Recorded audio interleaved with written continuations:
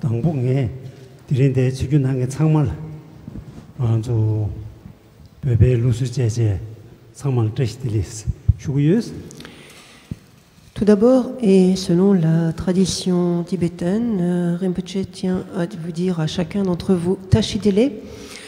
Donc ça veut dire qu'à la fois il présente ses meilleurs vœux, il vous présente toutes ses salutations.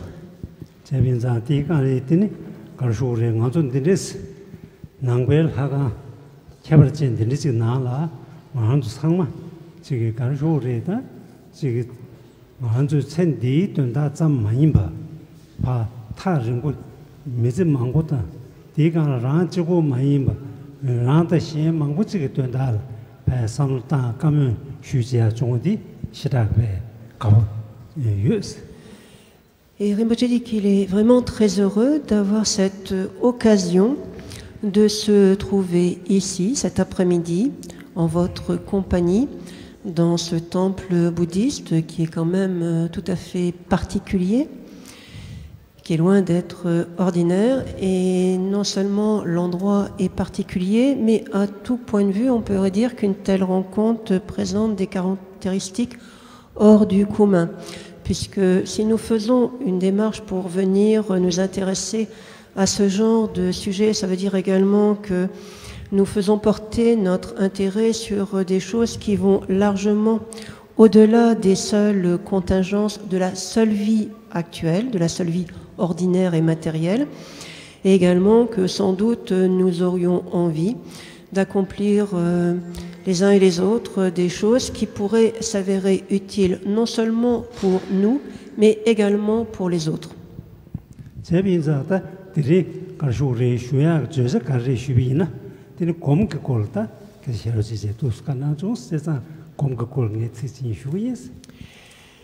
Le sujet que nous allons aborder, eh bien, puisque le thème qui a été choisi pour ce week-end, c'est la méditation, on va parler de la méditation.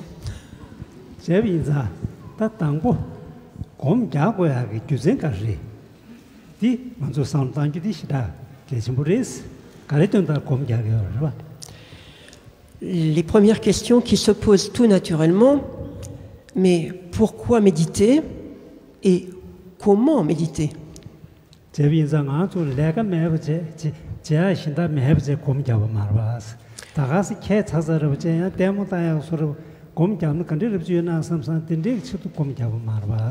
Parce que quand même, si on en arrive à se mettre à, sans parler de se mettre à méditer, mais d'envisager de méditer, ça n'est certainement pas simplement parce qu'on se dirait, bah tiens, c'est une manière de passer le temps, c'est sans doute pas ça la raison, ça n'est sans doute pas non plus simplement par exotisme.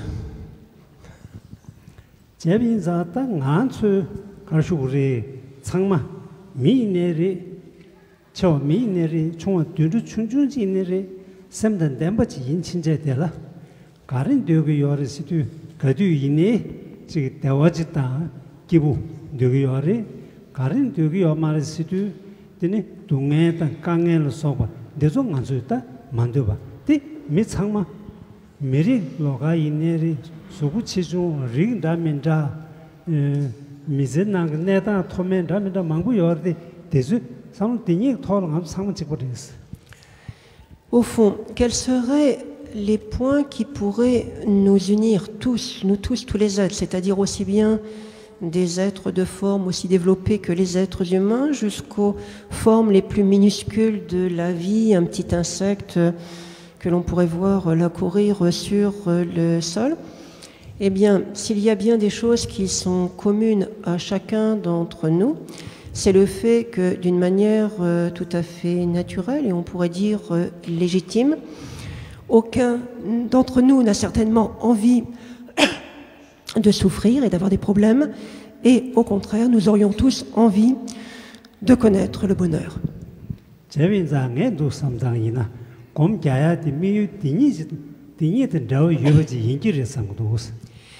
Et Rinpoche dit que lui, il est persuadé que, au fond, la méditation, eh bien, ça va se fonder dans ce contexte général, avec pour support ces aspirations qui nous sont communes. 디 유베스 캬조 Rinpoche dit, est-ce que vous êtes ou non d'accord avec lui jusqu'à présent?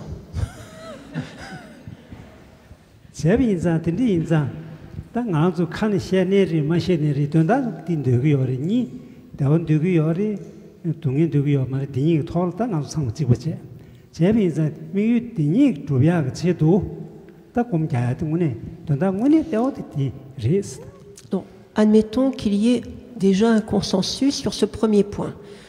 C'est-à-dire que personne n'aurait particulièrement envie de souffrir et que tant qu'à faire, on préférerait pouvoir connaître le bonheur. Et maintenant, nous aurions besoin de moyens, de méthodes pour y parvenir.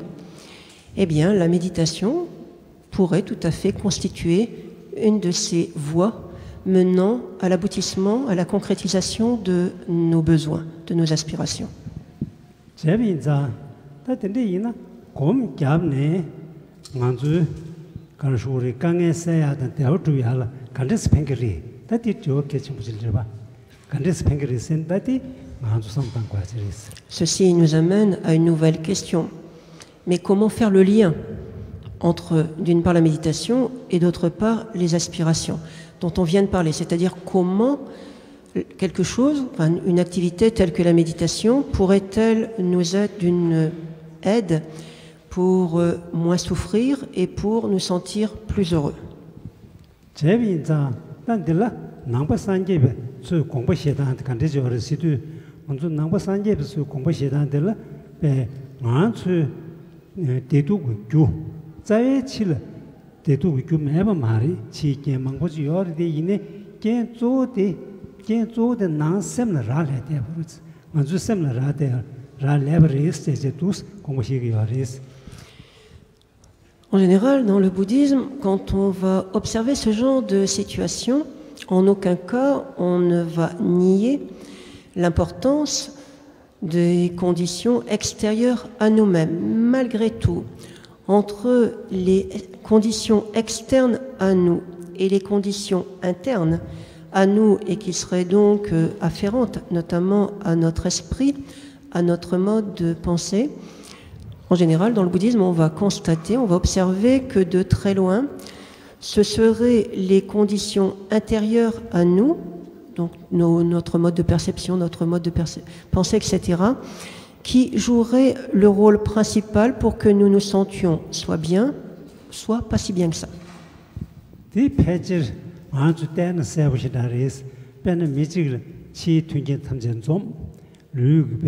룰은 나서 매봤다 레드는 소고 파만 빈자는 소고 창원 전부 야고시다 예배 있네 그 나sem을 지금 기부 매배 링들라 미콜 대화요 말 그 기부 매배 기부요 말이스. Et là, il y a beaucoup d'illustrations qui vont nous le démontrer. Nous pouvons entendre parler bien souvent, ou nous pouvons connaître des personnes dont nous aurions tendance à dire qu'ils auraient tout pour être heureux. Par exemple, ils ont quand même une relativement bonne santé. Sur le plan matériel, ils ont quand même apparemment le nécessaire et parfois plus que le nécessaire, parfois même beaucoup plus que le nécessaire. Ils peuvent avoir une famille, des amis, etc. Mais si ces personnes n'arrivent pas à faire apparaître en elles-mêmes un bonheur intérieur, tant qu'elles ne se sentiraient pas intérieurement heureuses, eh bien ces personnes ne sont réellement pas heureuses. Bena, longba, xiaozhou longba le soboda longba, benzhou nezu kyoa, na dengi misu dena, nuzhou mi changma, gibu yobata, dendeg naoshir yores, mi nuzhou debi mi changma be gibu da, dendemando dungi yobe naoshira shagyo mares. Pour rendre l'exemple un petit peu plus concret, mettons-nous maintenant à la place de bien des personnes qui se trouvent dans des contrées défavorisées de notre monde, que ce soit dans certains pays asiatiques ou sur d'autres continents. Quand ils nous regardent, nous, les Occidentaux, ils se disent, mais ces gens-là, qu'est-ce qu'ils sont heureux, ils ont vraiment tout, ils ont le matériel, ils ont tout. Et eux, ils nous voient comme des gens qui sont dans des conditions quasiment paradisiaques.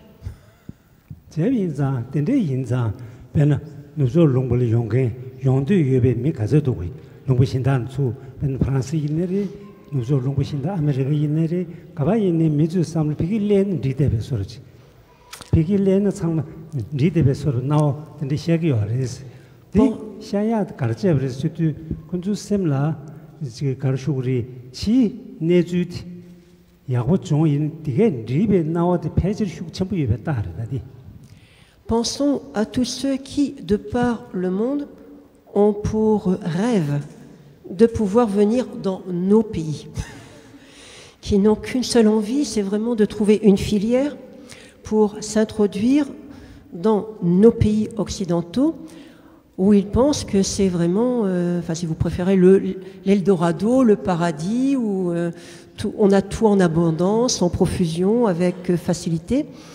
Et là, dans l'esprit de ces personnes-là, dont le rêve, ça serait vraiment de venir se joindre à nous, c'est parce qu'ils ne regardent que les conditions extérieures à la personne, que les conditions matérielles, et ils les voient, bien sûr, excellentes.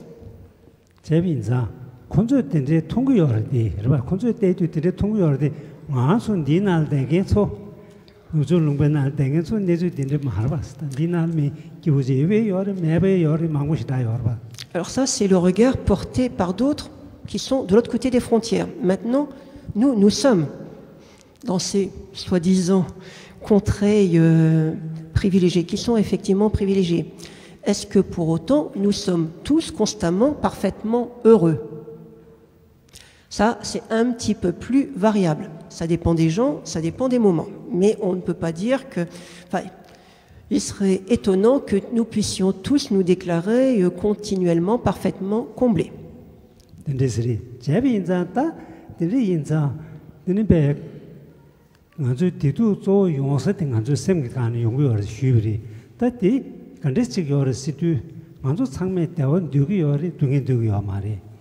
대화 톱지 그 두기 열이 동해 봉지 그 두기 열이 두기 열이 때 단단 안주 가르쳐 우리 배주 땅에 탑이 됐어 편도 치부시부지 용구야 말아. Et pourtant, tous nous aurions envie d'être heureux. Ça n'est pas forcément tout le temps le cas. Pourquoi? Parce que on voit bien, là, c'est un exemple, tout ce qu'il y a de plus proche de nous, et très tangible, que le bonheur ne vient pas strictement et exclusivement des conditions extérieures à la personne. Ce n'est pas parce qu'on a un petit peu d'argent, qu'on a des bonnes conditions matérielles, que pour autant on est forcément heureux. Et effectivement, selon le bouddhisme, ça démontre également que le bonheur va tenir avant tout aux conditions intérieures que nous aurions ou non instaurées en nous. Alors, ça n'est pas que nous ne fassions pas d'efforts. Nous n'arrêtons pas de nous démener, dans tous les sens d'ailleurs, en essayant de mettre de notre côté toutes sortes de facteurs dont nous espérons que ça nous permettrait de ne plus souffrir et d'être heureux. Mais vu les résultats qui se produisent très souvent, il semblerait bien qu'il y aurait quelques erreurs de notre part.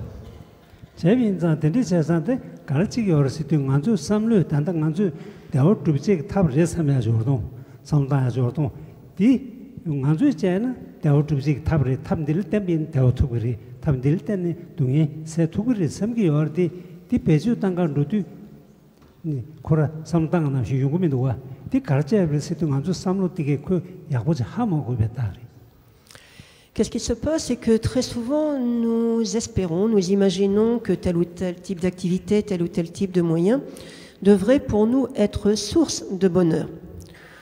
Donc nous essayons d'utiliser cette méthode, ce moyen, et les résultats qui s'en suivent ne sont pas forcément à la hauteur de nos espérances. Ce qui prouve donc qu'il y avait sans doute une erreur à un moment, et sans doute dans l'évaluation que nous avions des moyens auxquels nous avons pu recourir.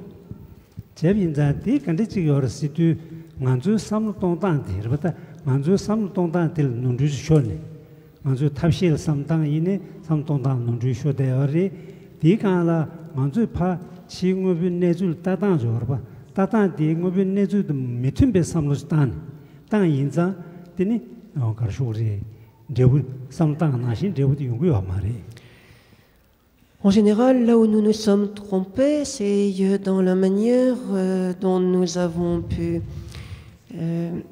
évaluer la situation.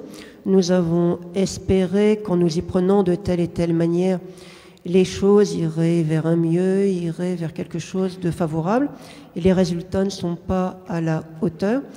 Et donc là, il y a eu forcément à un moment une erreur d'interprétation de notre part.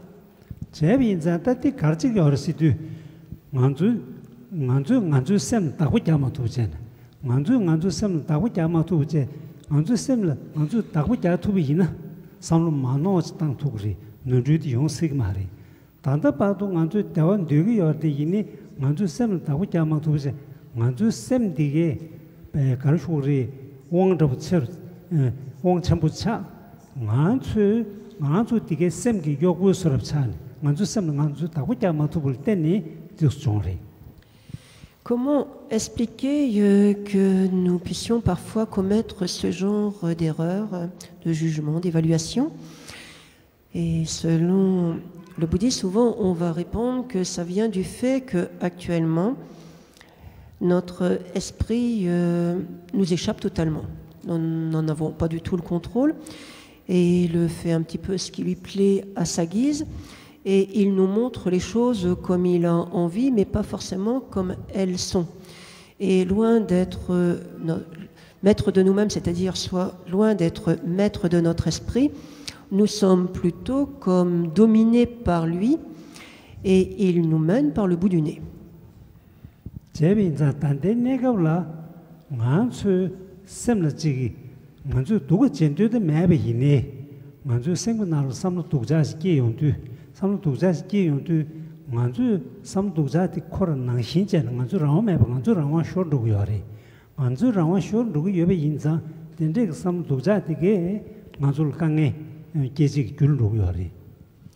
De nous-mêmes, nous n'avons a priori aucune envie de faire quelque chose de mal ou de nous comporter d'une manière un peu négative.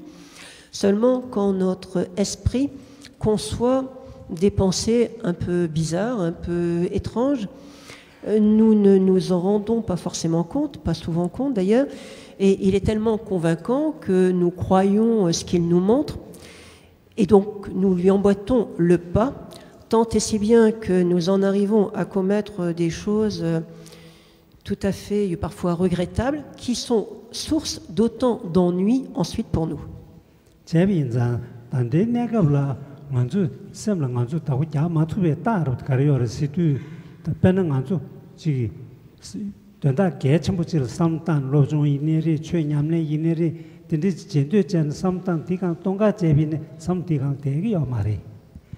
다 삼로디 현다질 봐 유두고질 저 두고질은 아주 두고지는 섬기요 말때 라완 매버코라 곰베슈크 생문에 곰베슈크 된데 그 원기 라완 매버 아주 셈리 띵한 루요래 재빈상 아주 대다고 자마투베 따디레스. Qu'est-ce qui peut nous montrer qu'actuellement, il y a comme un déséquilibre dans le rapport des forces et que notre esprit, en fait, est beaucoup plus fort que nous et qu'il nous emmène là où il veut. Lorsque nous voudrions nous adonner à une activité telle que l'étude, nous concentrer sur un dossier, ça c'est pénible.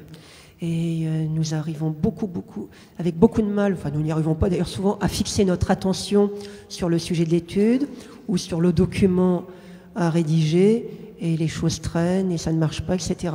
En revanche, par rapport à certains objets dont en fait nous ferions beaucoup mieux de détourner notre attention, mais qui accaparent, oui, c'est un petit peu comme un phénomène d'aimantation qui se produit, ça nous hypnotise et du coup nous nous retrouvons complètement omnubilés par certains objets qui en fait nous prennent beaucoup de temps et qui nous détournent de beaucoup de choses beaucoup plus utiles.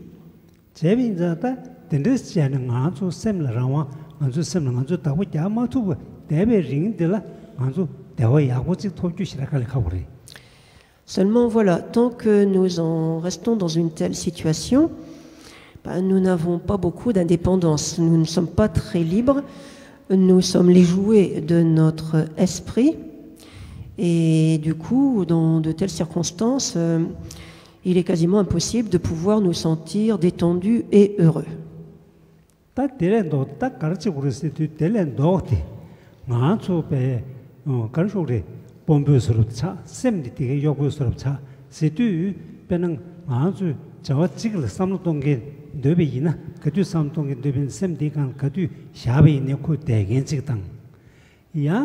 저와 신다질 파산 동계 되는데 지금 파땅 이니 고강 딱딱 로게지 소투부 이나 안주 셈티 배저 지간 샤뒤때 파땅도 치 제가 지 소투부 이나 뛰는 안주 가르쳐 우리 때와 토야고 주용을 했어. Imaginons que nous inversions la situation, c'est-à-dire que nous prenions les rênes et que nous ne nous laissions plus faire par notre esprit, mais que nous lui montrions que c'est nous désormais le chef, au sens que dorénavant, lorsque nous voudrions fixer notre attention sur un tel sujet, il soit docile, il devienne docile et il reste concentré sur ce sujet. Lorsque nous décidons de changer de sujet de réflexion et que nous allions vers autre chose, eh bien, ils nous suivent et à nouveau, ils obéissent à nos directives et à nos impulsions. Là, les choses habituellement devraient pouvoir aller en s'améliorant pour nous et nous pourrions commencer à nous sentir nettement mieux.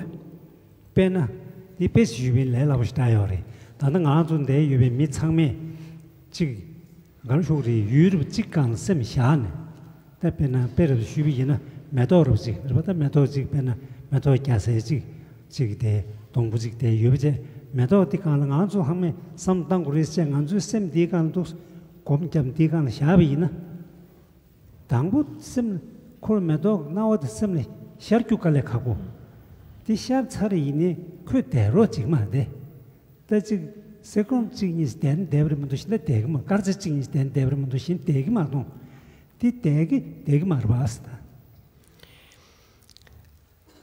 Faisons un test tous ensemble pour évaluer notre capacité de concentration actuelle.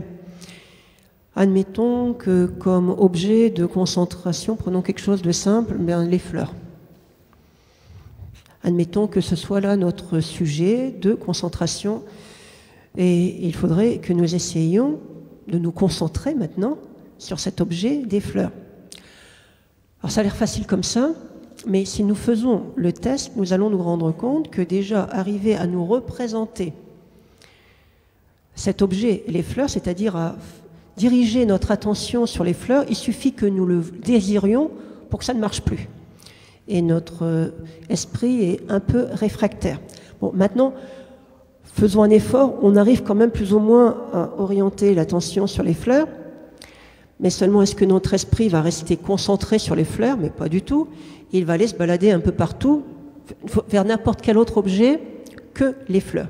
C'est-à-dire que notre capacité, enfin pas pour ceux qui sont très entraînés à la méditation, bien sûr, mais disons pour quelqu'un qui serait quelqu'un d'ordinaire, qui n'aurait pas trop d'apprentissage de méditation et de concentration, notre capacité de concentration se compte non pas en minutes, mais vraiment en fractions de secondes.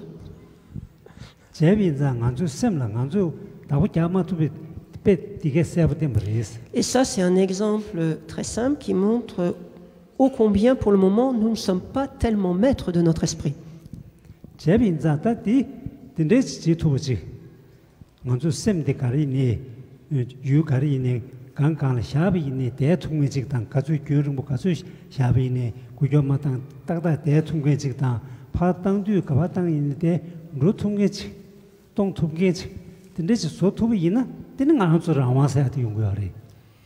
Imaginons que, par un entraînement, par un apprentissage, eh bien, nous arrivions à un point tel que désormais, nous puissions rester concentrés aussi longtemps que nous le voudrions sur un objet que nous aurions déterminé. Désormais, nous aurions également beaucoup plus d'indépendance, nous serions beaucoup plus libres qu'auparavant. Et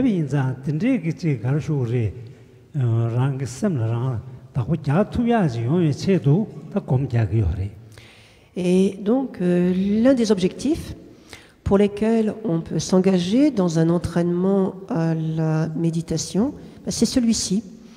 Arriver à finalement mieux tirer parti de l'esprit, parvenir à mieux utiliser ses différentes capacités, d'une certaine manière, en prendre la maîtrise.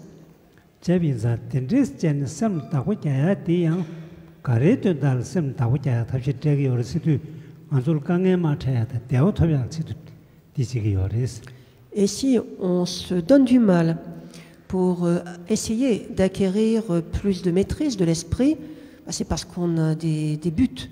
Et les buts, ça serait notamment de ainsi être moins exposé aux problèmes, aux souffrances, et de pouvoir avoir plus facilement accès au bonheur.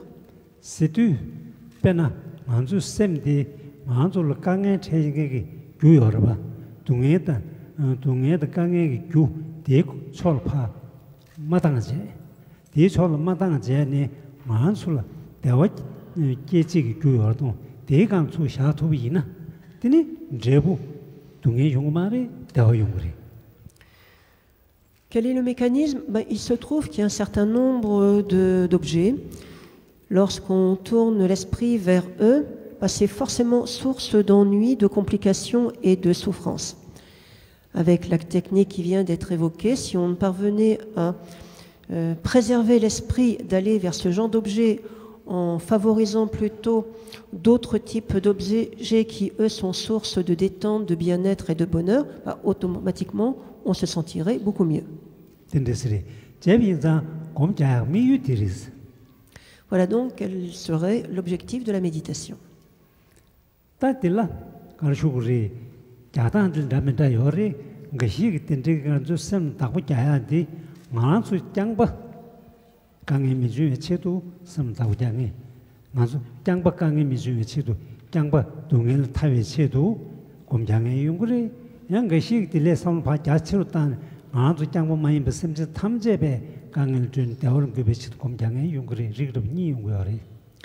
Mais à partir de là, c'est vrai que ce que l'on appelle méditation va pouvoir se conjuguer à l'infini. Il y a 1001 méthodes ou manières d'envisager la méditation.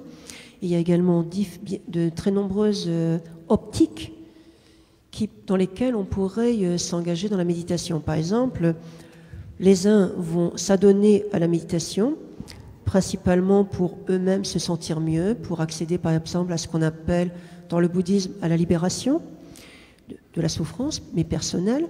Et puis d'autres vont s'adonner à la méditation, mais en élargissant leur centre d'intérêt et en espérant qu'au travers de cela, ils puissent développer des qualités qui ensuite pourraient avoir un impact bénéfique et utile pour l'ensemble des êtres.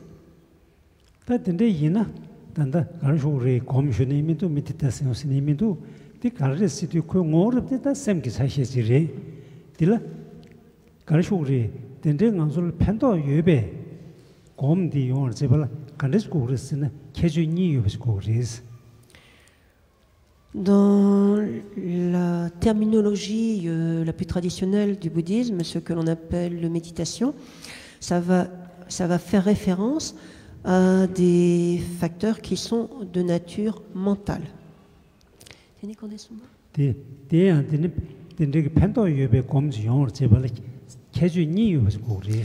Et pour que le recours à ce facteur mental, pour que le recours à une telle activité mentale puisse être vraiment pleinement fructueuse, en général, on va dire également que ça supposerait de faire appel à deux instruments plus particuliers au sein de l'esprit. Donc il faudrait qu'il y ait, disons, deux qualités, deux propriétés principales.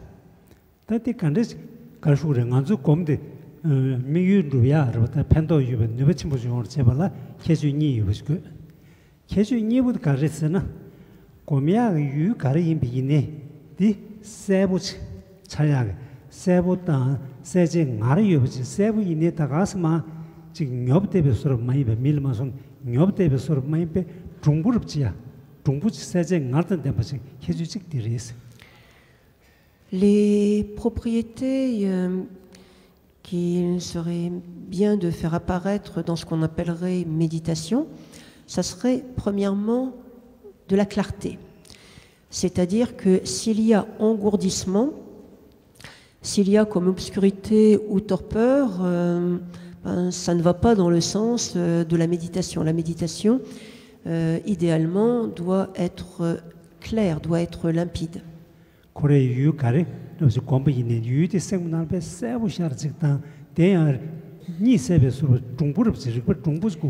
C'est-à-dire qu'il faut, l'idéal, ça serait qu'en cours de méditation, l'objet, quel qu'il soit, peu importe, apparaisse très clairement à l'esprit et que l'esprit lui-même soit alerte, qu'il soit vif et non pas en léthargie.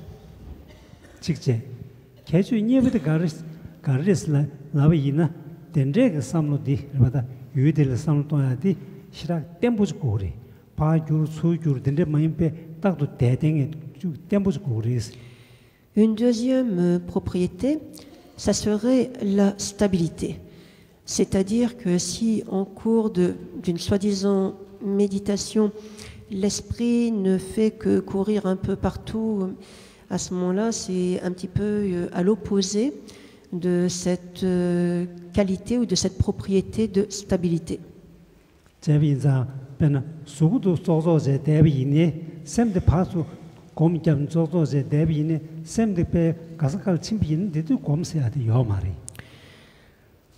Admettons que nous soyons installés en posture de méditation, mais si en dépit de la posture prise, notre esprit, quant à lui, court dans tous les sens, on ne peut pas vraiment parler de méditation.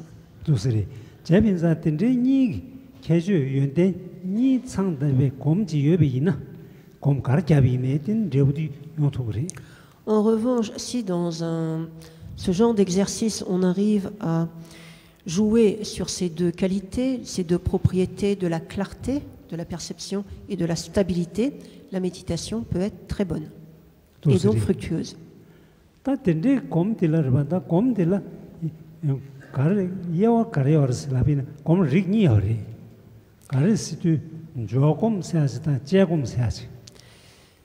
Mais en dehors de cela, c'est vrai qu'il y a un même terme de méditation qui peut s'appliquer à différentes choses. Et disons, pour déjà dégager les catégories générales, il y aurait deux types de méditation. D'une part, la méditation en tant que concentration, et d'autre part, une méditation de type analytique.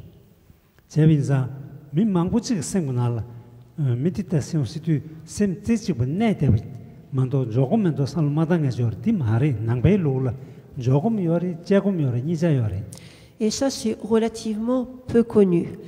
C'est-à-dire que pour beaucoup de personnes, au fond, méditation équivaut à concentration. Alors c'est vrai qu'il y a la concentration. La concentration est l'une des formes de méditation, en tout cas telle qu'envisagée dans le bouddhisme. Mais dans le bouddhisme, il y a également une autre forme de méditation qui est de type analytique.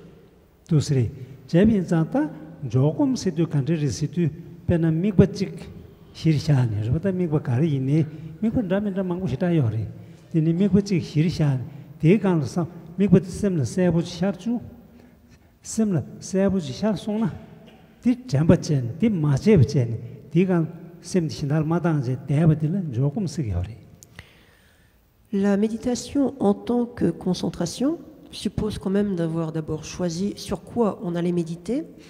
Et là, le choix des objets est à l'infini à nouveau.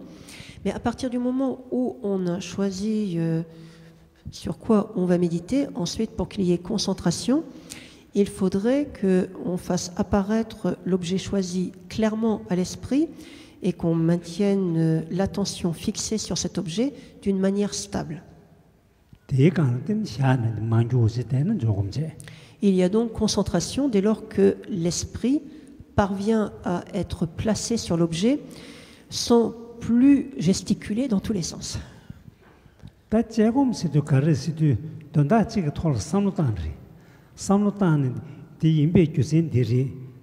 지급의 교생들이 마제니 교인들이 지어서 교생 망고 삼단이 donde 토를 교생 망고 삼단들 tanto 대버들 제공스기요. La méditation qualifiée d'analytique suppose toujours d'avoir choisi un objet, mais cette fois-ci, le travail de méditation va consister à observer l'objet, à le décortiquer, à essayer de bien distinguer ce qu'il est par rapport à ce qu'il n'est pas, comment il apparaît, comment il se montre, etc., de manière à essayer d'en acquérir la plus ample connaissance possible.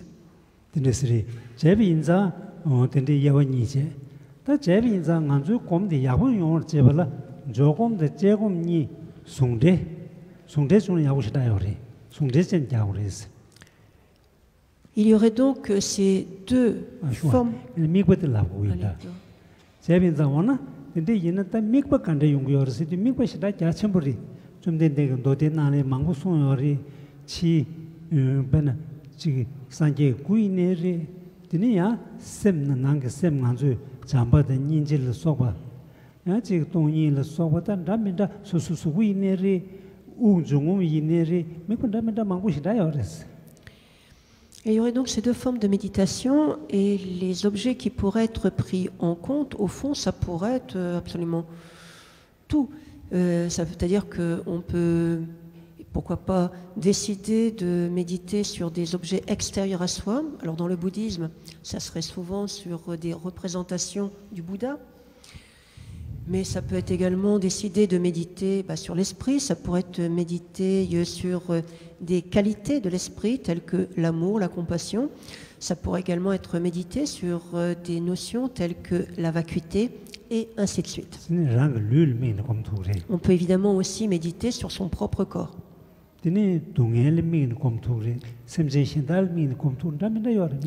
On peut méditer sur ce qu'est la souffrance, on peut méditer sur les autres êtres. En fait, tout ce qui est un objet potentiel de méditation.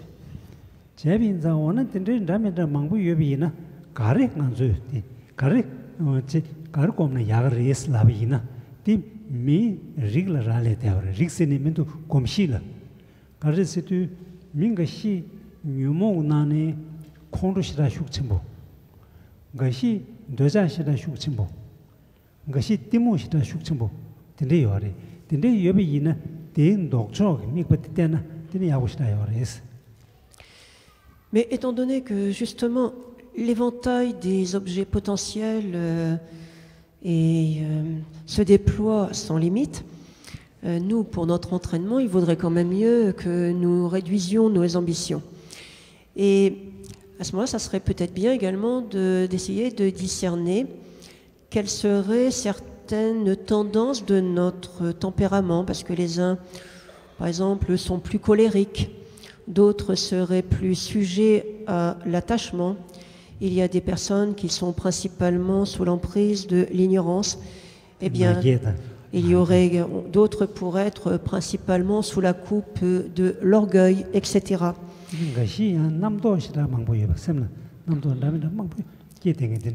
Et puis il y a ceux qui ont une imagination pour le moins créative et qui n'arrêtent pas d'avoir une agitation mentale très importante. Et à ce moment-là, il est dit qu'une possibilité, ça serait de décider de s'entraîner à la méditation en choisissant ce qui serait directement à l'opposé de notre obstacle principal. Pena michigi ta nangbu shisha jenrwa michigi sanje mikten til sanje ku mikten jende kan tini be komjabayina komjabayine tangbu lamsan de kan yagyu mebre tangbu tante shube susu semgül takje jene susu semgül nyumo kari shukchawa yune di ma tes janam 마테스 뉴르다지 디 마테 차차를 휴고들라 디 간드니 제일 산제 꾸르지 간 갸비나 셈 흘려제 야고지 샤투그리. Très souvent, les bouddhistes vont en venir à méditer sur une représentation du Bouddha, mais en général, il va leur être recommandé de ne pas tout de suite débuter par là, mais d'abord d'avoir une phase de préparation au cours de laquelle ils méditeraient sur la qualité opposée à ce qu'ils auraient identifié comme étant leur défaut ou, dans notre jargon bouddhiste, leur klesha, leur facteur perturbateur principal. Pourquoi? Parce que si de but en blanc, sans avoir du tout apaisé l'esprit, on veut méditer sur un objet tel qu'une représentation du Bouddha, l'esprit est trop agité et on n'obtient pas de bons résultats. Alors que si on commence par s'entraîner à la méditation en remédiant par les méthodes appropriées à ce qui finalement nous gêne le plus, ça peut être l'irritation, ça peut être l'attachement et autres, quand notre esprit aura été un petit peu apaisé, si ensuite on passe à une méditation sur le Bouddha Shakyamuni, ça va beaucoup plus vite et c'est plus efficace.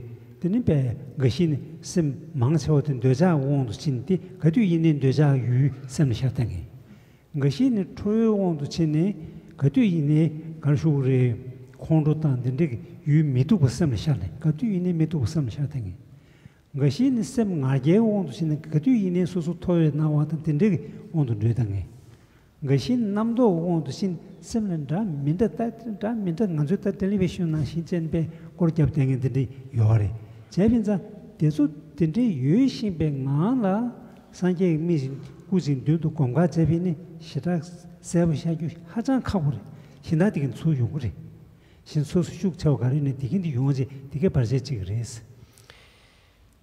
Supposons que quelqu'un qui soit bouddhiste décide dès le départ de méditer sur le Bouddha.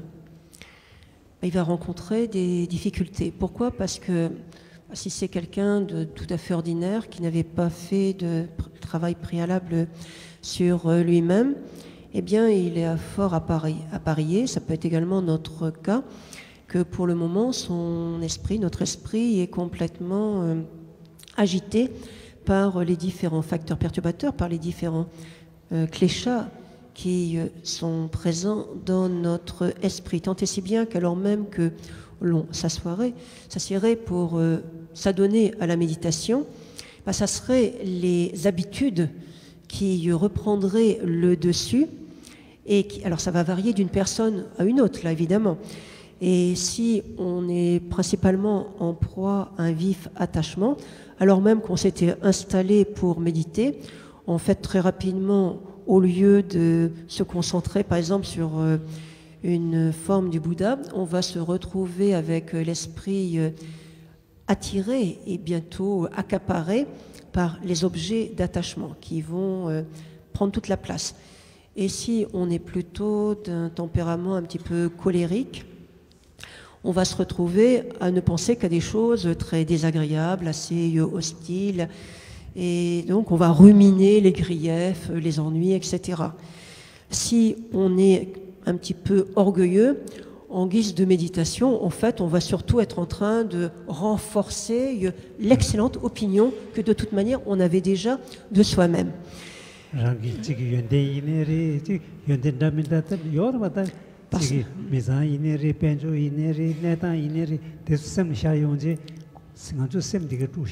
Parce que c'est ce qui est le plus habituel et le plus proche de nous qui va automatiquement et naturellement surgir dans notre esprit. Et donc là, nous allons faire feu de tout bois et nous serions là à nous dire quand même finalement, oui, j'ai telle et telle connaissance, quand même, je ne suis pas si mal que ça, je sais pas mal de choses.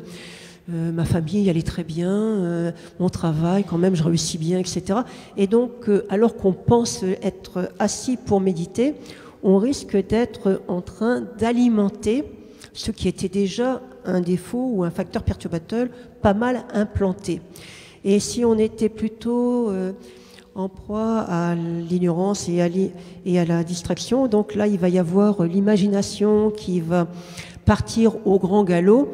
et qui risque de nous entraîner dans toutes sortes de délires très créatifs et très productifs d'ailleurs, mais qui n'étaient peut-être pas forcément le but de la méditation.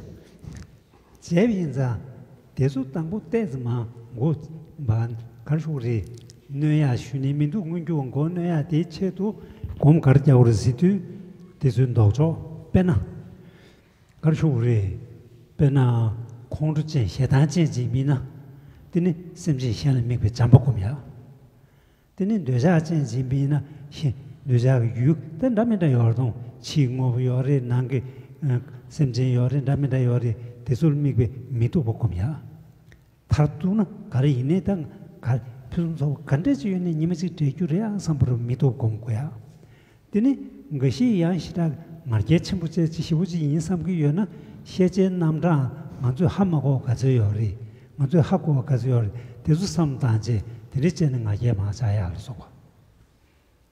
단데는 배 가르쳐 우리 남도 망보 셈샤등의 지미는 다 운중을 삼단 운중을 한 땅에 접저 두세제 드리진들 마대선 곳 자고리스 문종 고자도 고리스. Pour pouvoir donc ultérieurement méditer dans de meilleures conditions, en partant avec un esprit déjà un petit peu plus stable et un peu plus calme, il est souvent recommandé de tout d'abord essayer de mettre le doigt sur ce qui serait notre principal défaut, notre principal facteur perturbateur, celui qui serait prédominant en notre esprit. Et à partir de là, il y aurait donc des objets qui seraient plus recommandés que d'autres. En ce qui concerne les personnes qui seraient de tempérament emporté, colérique, en toute logique, dans un premier temps, l'idéal, ça serait de méditer l'amour pour tous les autres êtres. En revanche, si on a surtout de l'attachement, ça peut porter sur des personnes, ça peut porter sur des objets matériels. Enfin, ça peut porter sur n'importe quoi, en fait, l'attachement.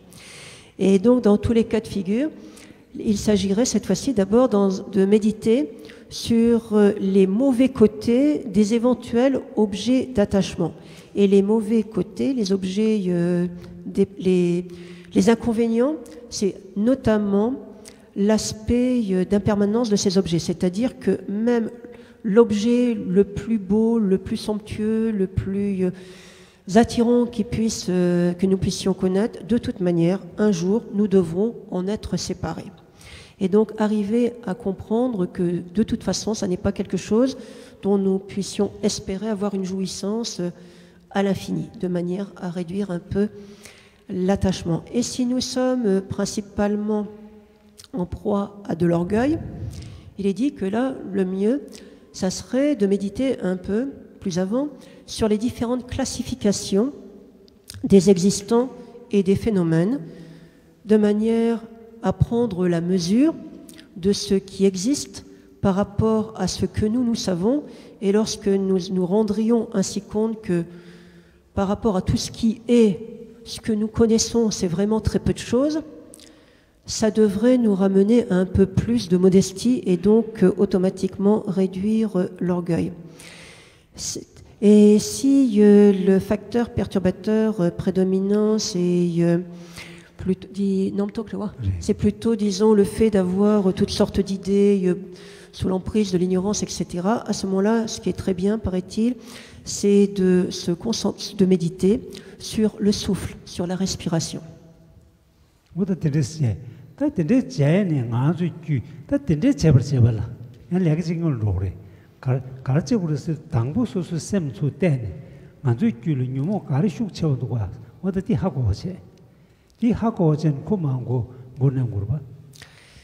Mais ça veut dire également que, avant même de commencer une telle méditation, il y a une première chose à faire, c'est de nous tourner vers nous-mêmes, de nous observer nous-mêmes pour essayer de discerner en nous quelles seraient nos tendances principales.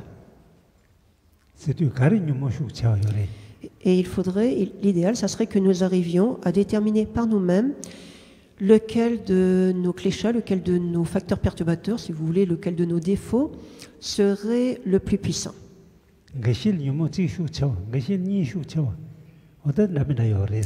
Et là également, ça va être variable.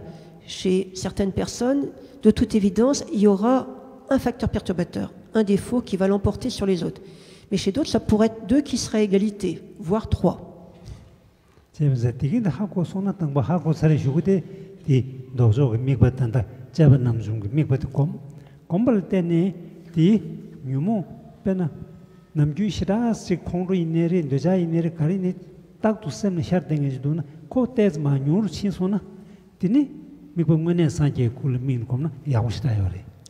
Donc, ça serait mieux de commencer par là. Donc là, c'est ce qu'on appelle méditer en utilisant ce qu'on appelle les objets désaccoutumants, comme ça qu'ils sont appelés dans les traités du bouddhisme traditionnel. Et quand, grâce à ce genre d'entraînement préalable, il y a certains signes qui montrent que les choses s'apaisent, que ça commence à s'équilibrer, etc., à ce moment-là, on peut passer à autre chose. Et si on le souhaite, à ce moment-là, on peut commencer à méditer, pour reprendre l'exemple de tout à l'heure, sur une forme de Bouddha, en pouvant espérer maintenant obtenir quand même de meilleurs résultats.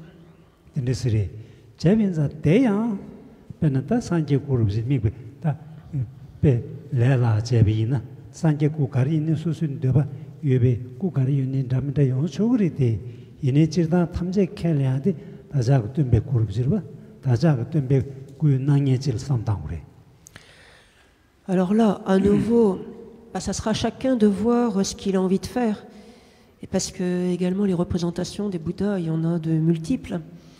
Mais disons, pour prendre l'exemple qui est le plus répandu chez tous les bouddhistes, qui serait le socle commun, le plus simple, ça serait par exemple, disons, que nous voudrions méditer sur une représentation du Bouddha Shakyamuni.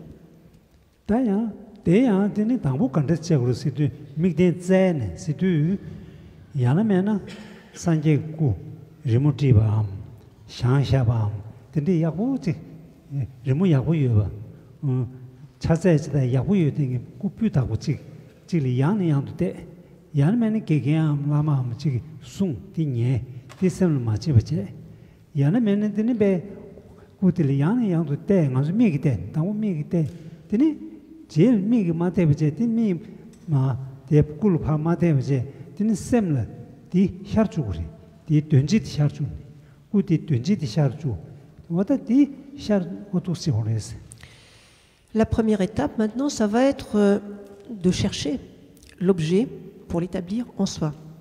Donc, ça suppose d'abord d'en prendre connaissance. Alors, pour prendre connaissance de cet objet, il va d'abord falloir utiliser une représentation extérieure. Alors, ça pourrait être une statue, ça pourrait être un tableau, ça pourrait être un dessin, peu importe.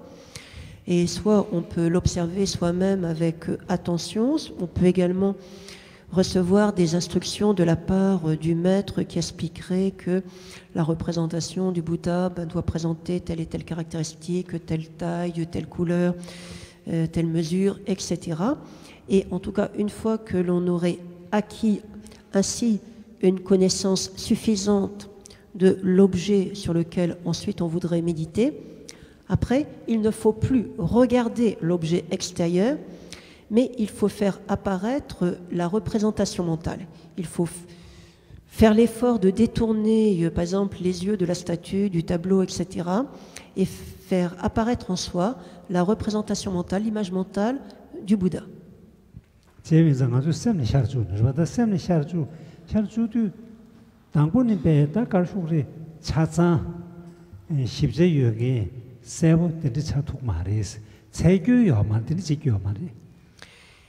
Quand ainsi on essaye maintenant de faire apparaître en soi la représentation mentale, l'image mentale du Bouddha, il ne faudrait pas se montrer ni trop exigeant, ni trop ambitieux. Dans un premier temps, il ne faut pas s'imaginer qu'on pourrait tout de suite avoir une image parfaitement claire et très détaillée du Bouddha. C'est impossible.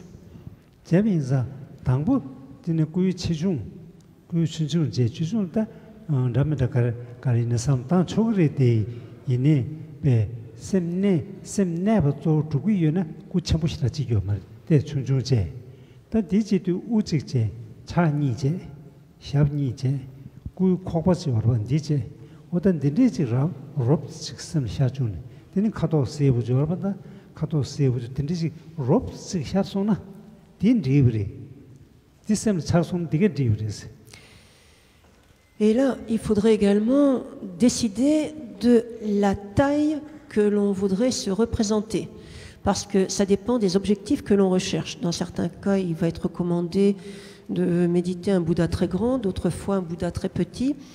Mais disons que quand l'un des buts, ça serait d'améliorer la stabilité mentale, il vaudrait mieux une représentation pas trop grande. Donc une représentation relativement petite du Bouddha. Et après, il est dit, dans un premier temps, il faudrait simplement essayer de se représenter la silhouette générale, mais complète, c'est-à-dire avec la tête, le tronc, les deux bras, les deux jambes, et la couleur, disons donc jaune-or. Et si on arrive à cette première image encore relativement approximative, mais complète, il faut admettre que pour le moment, c'est suffisant pour se concentrer.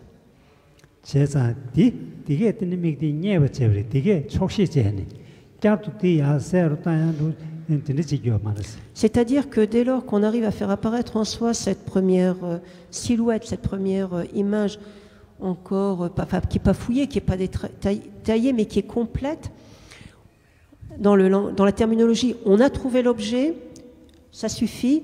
Et maintenant, c'est le moment de commencer à se concentrer sur elle. Parce que si on veut tout de suite aller plus loin et détailler, en fait, c'est source de distraction.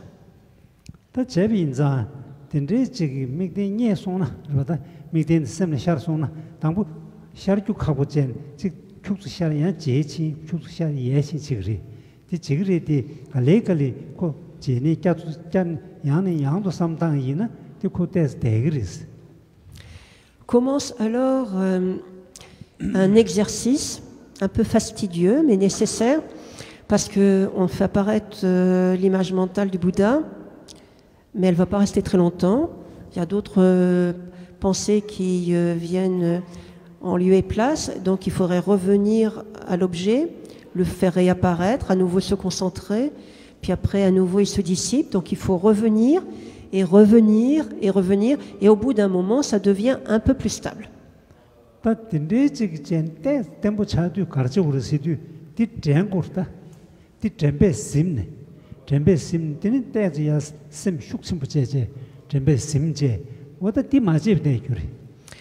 Et quand ça devient un peu plus stable, là, il faut vraiment faire un usage maximal de la mémoire.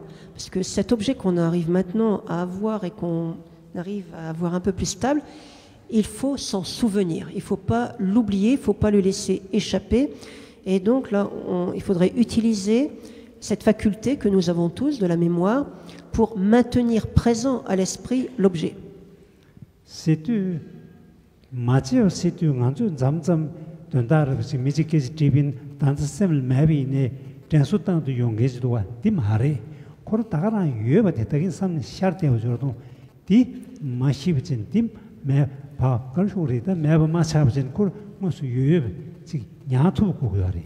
Mais attention, il y a deux acceptions au terme mémoire. Il y a le sens courant, lorsque nous étudions ou lorsque nous parlons de quelque chose, nous ne pensons pas forcément à quelque chose tout de suite, mais en faisant un petit effort, nous pouvons nous en souvenir. C'est-à-dire que nous faisons apparaître à l'esprit une idée, une notion, etc., qui n'était pas présente auparavant, mais grâce à la mémoire, nous le faisons émerger dans notre esprit. Ça, c'est le sens le plus courant. Dans le cadre de la méditation, il y a mémoire quand l'objet est présent et qu'il demeure présent, c'est-à-dire qu'on évite de l'oublier. Mais ça suppose que l'objet soit présent. Il ne s'agit pas d'aller chercher un objet absent pour le faire émerger. Il faut qu'il soit là.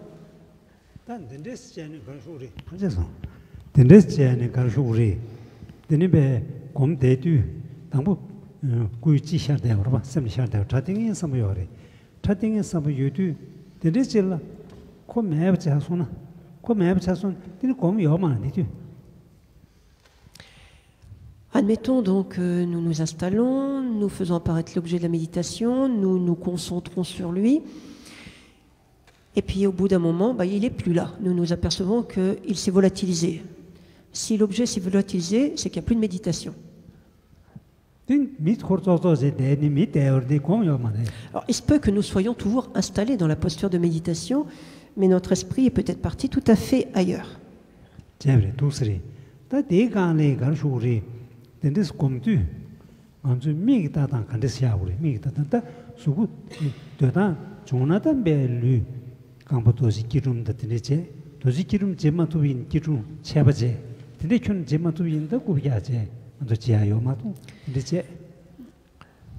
Et d'ailleurs, comment s'installer pour méditer?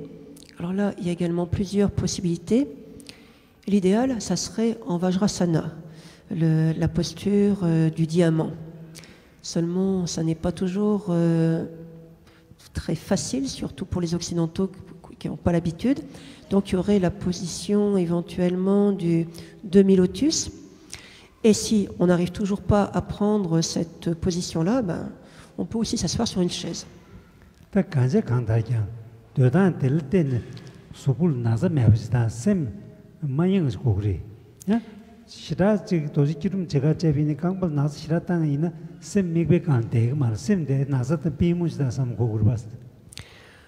En tout cas, ce qui est important, c'est d'arriver à adopter une position qui soit propice à la méditation et qui donc n'entraîne pas des douleurs physiques tellement aiguës que cela empêcherait finalement de méditer. Et il faut donc arriver également là à avoir une juste mesure.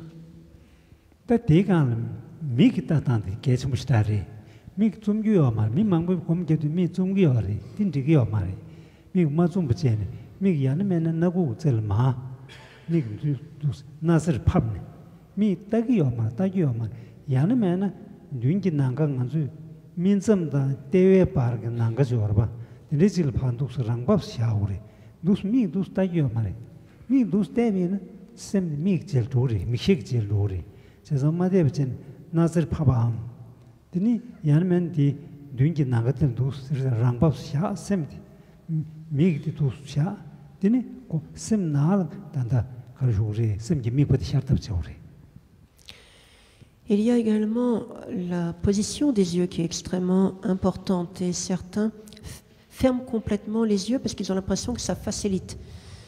Ça peut sembler aider au point de départ, mais en réalité, non, ça n'aide pas. Ça peut même être un véritable obstacle parce que ça entraîne d'autres effets secondaires qui peuvent être gênants. Et donc, habituellement, il est dit non, il vaudrait mieux avoir les yeux non pas hermétiquement clos, mais mi-clos.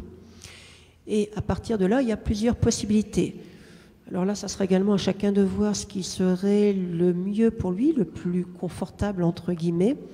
Soit on peut laisser le regard aller vers la pointe du nez, soit on pourrait laisser le regard aller vers un point intermédiaire entre, grosso modo, le nombril et les sourcils. Mais il ne s'agit pas de fixer un point dans l'espace qui serait devant soi à ce niveau intermédiaire. Il ne faut pas fixer, il faut laisser le regard aller naturellement.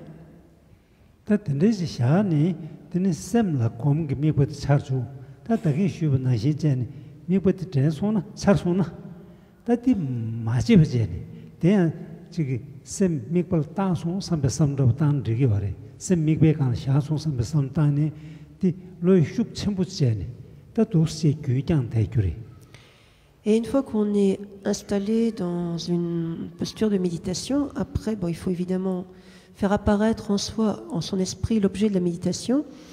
Et ensuite, il faudrait se concentrer sur lui. C'est-à-dire que dès qu'il est apparu, il ne faut pas perdre de temps, il faut diriger toute l'attention vers lui.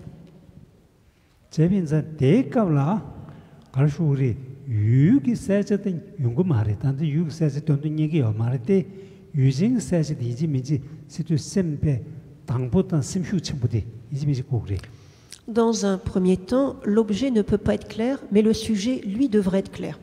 Le sujet, c'est nous, c'est notre esprit.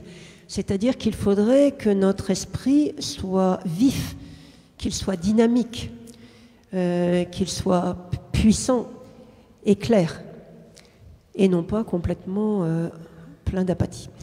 다 딘데스제니 딘데스젠 대베 링딜라 다 미크데디 마제베젠 대베 링딜 고메요레 띵엔지요레. Si nous faisons ce qui vient d'être, enfin si nous arrivons à faire ce qui vient d'être indiqué, tant que notre esprit demeurerait clair et dirigé vers un objet, même si pour le moment cet objet n'est pas très clair, pas grave, il y a quand même un véritable travail de méditation. C'est un exercice de méditation. 다 대간 내가 전부 신다 찌기요레. 딘데스미 볼샤는 셈 세팅이 섬 된대 그러봐. 된대베 감 참섬 시신기 자르젠 셈기 차르도 찌기 대기 셈미 볼샤는 나신 단다 대누 민두 참참다고 요레. 대 참참도 된 고간 대누는 리브리. 마주 코이 균디장. 대기 삼당 나신 마대베제는 고야 신다 배 전기 유분부터 신다 고마슈 충루이 버려. 이제 지금 돈은 짜르토 미된 전에 잠바슈 쳐르단. 전다 잠바 당부지 딱 디니 코타브 나시 때마다 시신기 자르젠 도스 버렸어. Et à partir de là, en cours de méditation, de temps à autre, il faudrait que nous utilisions un autre facteur de notre esprit qu'on appelle la vigilance, qui devrait nous permettre de vérifier si notre méditation demeure correcte ou pas. Parce que si nous nous installons en posture de méditation, que nous faisons apparaître l'objet et que nous orientons notre attention sur lui, il se peut qu'au bout d'un moment, en fait, notre esprit aille vers tout à fait autre chose et que nous ne nous en rendions même pas compte. Et donc, c'est là l'intérêt de la vigilance, qui va jouer le rôle de surveillant et vérifier si est-ce que notre esprit reste toujours suffisamment dynamique et puissant, est-ce que l'objet est toujours présent ou pas.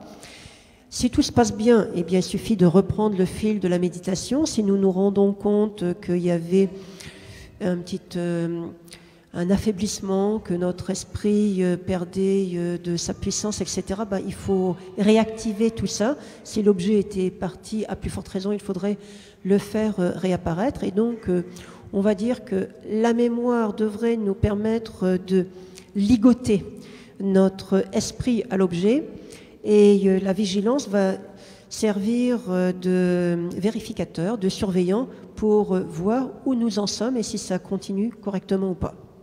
대강에 셈 거르슈리 시다베 슉 첨부 제비이나 근데 슉 첨부 제우리 슈디 슉 하자 체다비이네 하자 체다요 말에 하자 첨부 제네야 셈이야 얘기요리 디 희싱 때는 셈 하자 토다도 삼제는 맞다 다 마다도 삼제는 야 토르다네 그 지금 토면 지금 여러 번 셈기 슉 제주지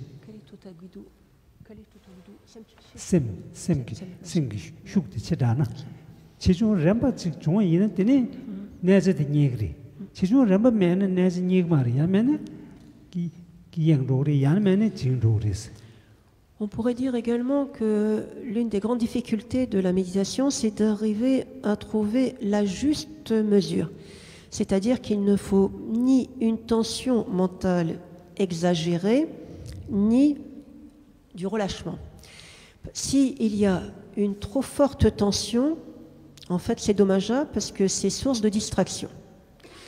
Et si, au contraire, il y a relâchement, ça peut être source de somnolence, voire plus. Et donc, ça ne va pas non plus. Et donc, la vigilance est également le facteur qui devrait nous permettre, si nous l'utilisons bien, de voir si c'est bien accordé, ni trop peu.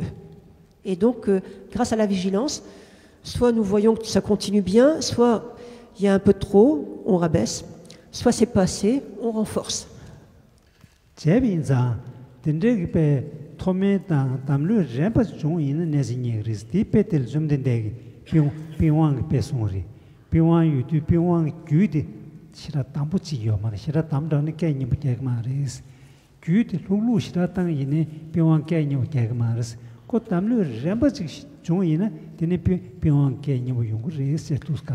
à ce propos que dans les sutras, le Bouddha donne l'exemple de la sitar, un instrument de musique à cordes. qui dit corde dit également il faut l'accorder cet instrument. Mais si on tend les cordes exagérément, le son ne va pas être beau. Ça va être très aigu et ça ne sera pas harmonieux. Si les cordes ne sont pas assez tendues, il n'y aura pas de son du tout. Et donc, l'une vraiment des priorités, l'un des objectifs, ça serait d'accorder notre instrument à la perfection, c'est-à-dire ni trop, ni trop peu. Donc, c'est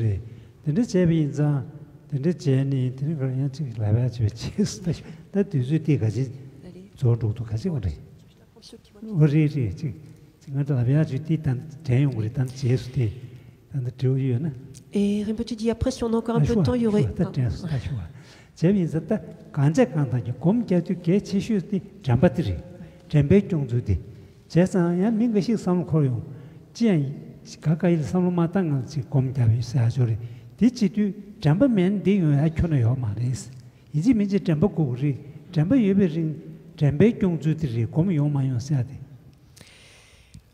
Mais un point à souligner, c'est qu'au fond, pour qu'il y ait méditation, il faut qu'il y ait utilisation de la mémoire.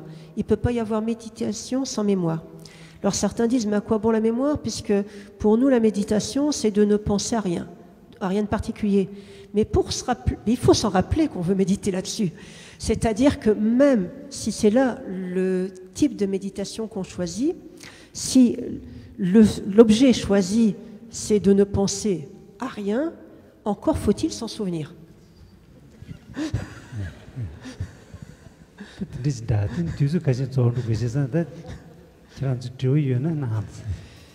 Et est-ce que là, s'il y a un micro baladeur, peut-être vous auriez des questions à poser.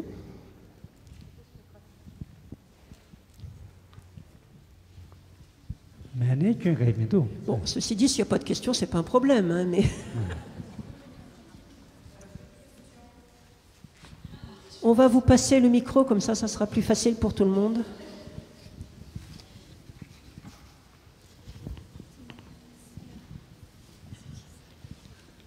Merci, madame.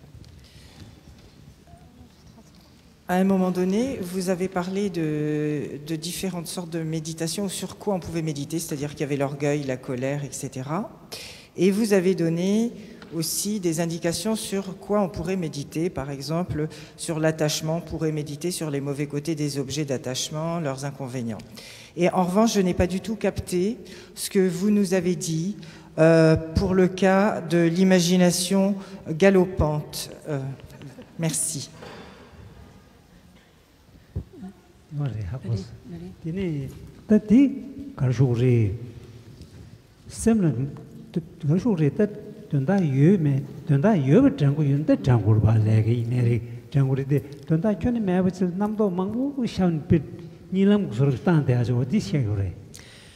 Alors déjà, il faut faire la part des choses. C'est-à-dire qu'il y a des personnes qui ont un esprit très créatif et ça peut être extrêmement utile, notamment dans certaines professions. Donc là, on ne va pas mettre ça au rang des facteurs perturbateurs. En revanche, ce qui est ici désigné, ça serait le cas où, alors même qu'on ne souhaiterait pas et qu'il n'y aurait pas une utilité et ensuite de production, etc., on ait l'esprit qui soit continuellement agité, qui s'éparpille dans toutes sortes d'idées et même plutôt de chimères qui n'aboutiraient à rien. Et là, l'objet, disons le type de méditation qui serait préconisé, ça serait de méditer sur la respiration, sur le souffle.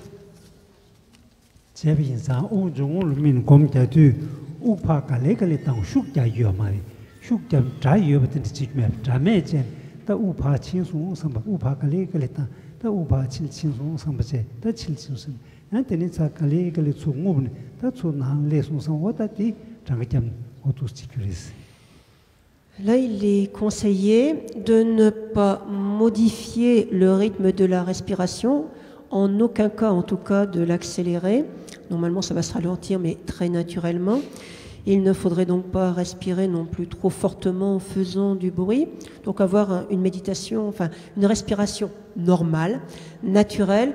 Et l'exercice de méditation, ça serait de suivre en méditation le double mouvement de l'expiration, inspiration, expiration, inspiration, éventuellement en comptant au fur et à mesure les respirations effectuées.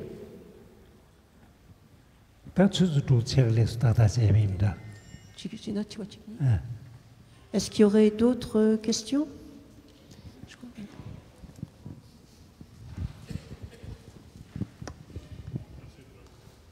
Donc on a passé le micro, puis après il y aura monsieur. D'accord. Bonjour.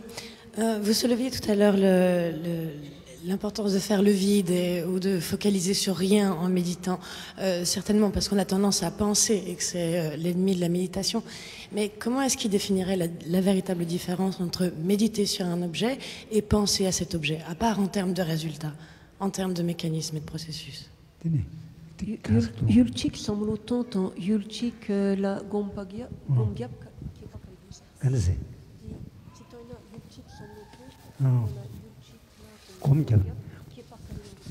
Sometimes you tagasirba. Kom kyabse tu nge digan sem shagi sem besanlo tan ko il kom kyabsiri. Qui dit méditation dit quand même un certain cadre, c'est-à-dire qu'on s'installe d'une certaine manière pour une certaine durée de temps, avec quand même une certaine démarche, enfin il y a dans une certaine démarche avec certains objectifs, alors que quand on ne fait que penser à un objet, c'est d'une manière complètement informelle. Enfin, ça peut être informel.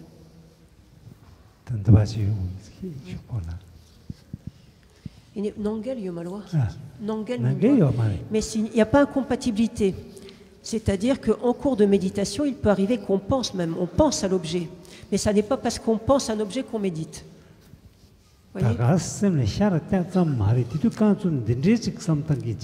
Disons que dans la méditation, il y a quand même une démarche volontaire, pas volontariste, hein, mais disons, il y a quand même un choix qui est fait, des techniques qui sont utilisées, alors que quand on pense à un objet, ça peut se faire vraiment sans aucun repère et sans forcément un objectif non plus. Oui. Pardon, bonsoir. Quelle est cette instance psychique qui nous permet de nous rendre compte que notre esprit est perturbé quand il est perturbé?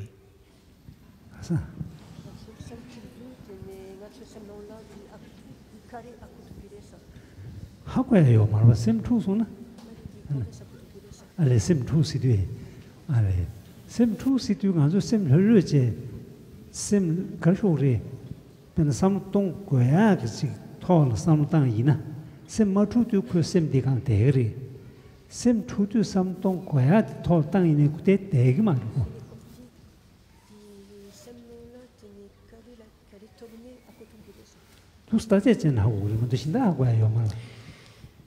D'une manière générale, si nous avons l'esprit troublé ou agité, de nous-mêmes, si nous n'utilisons pas, enfin si nous ne recourons pas à certains facteurs de notre esprit, nous ne pouvons pas nous en rendre compte.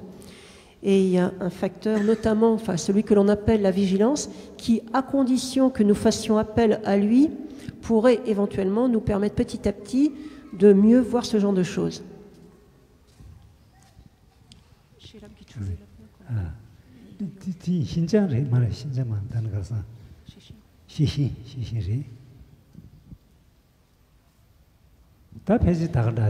Une dernière question, sinon nous allons peut-être...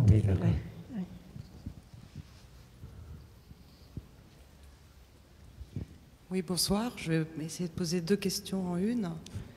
Est-ce qu'un vrai grand sentiment de bien-être au cours d'une méditation est le signe d'une méditation productive, réussie? Et d'autre part, comment savoir si au cours de la méditation, on est dans la compréhension de la nature de l'esprit?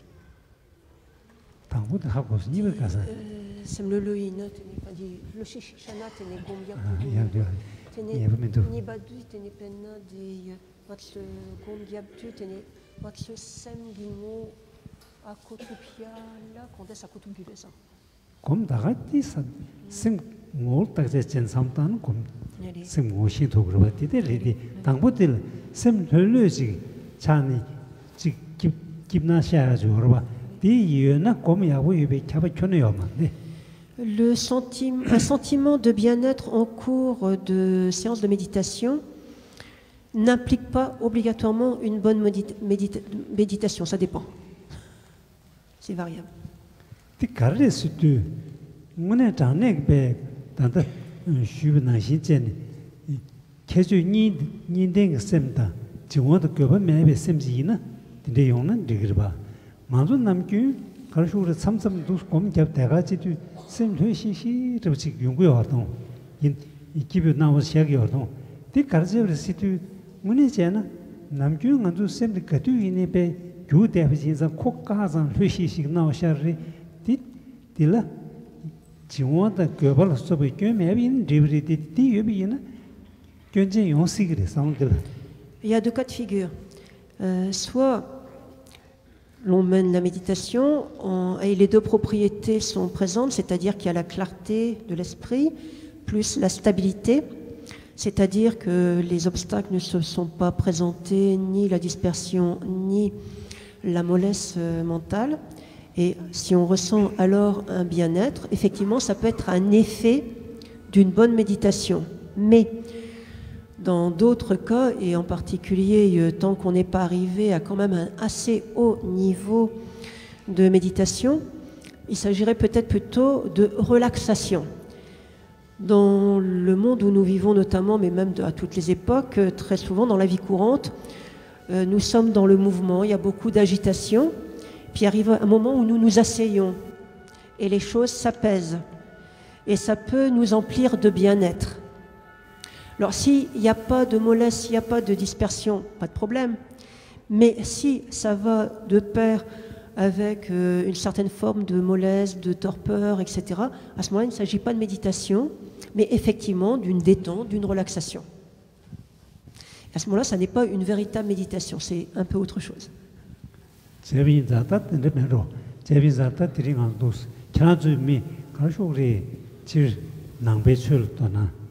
디간다 뷰규게 가르쇼그레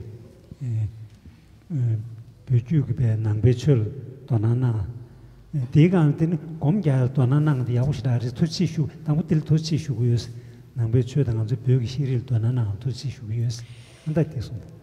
Et là, puisque nous arrivons à la fin de la séance, Rinpoché tenait à tous vous remercier de votre présence et au travers de votre présence, donc de l'intérêt que vous manifestez pour le bouddhisme et pour la méditation, et là pour cette conférencier, cet atelier-ci, donc également pour, pour la culture tibétaine d'une certaine manière. Donc merci à vous tous.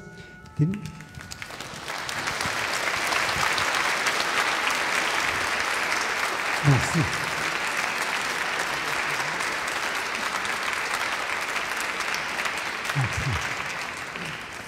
Voilà, merci beaucoup à Tagpo Rinpoché pour ce précieux enseignement. Merci. Et une information pour vous tous, pour vous dire qu'à 19h30, il y aura une cérémonie de veillée des Lumières pour fêter la fête du Vesak.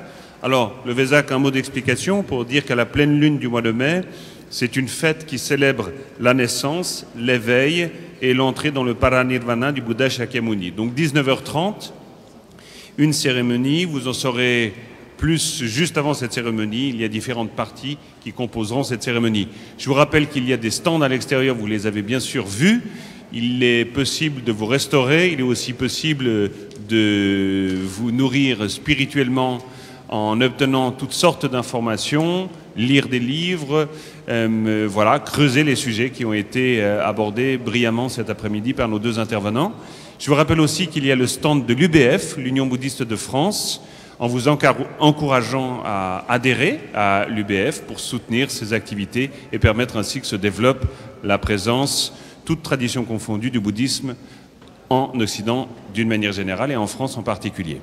Donc 19h30, cérémonie de veillée des Lumières pour célébrer la fête du Vesak.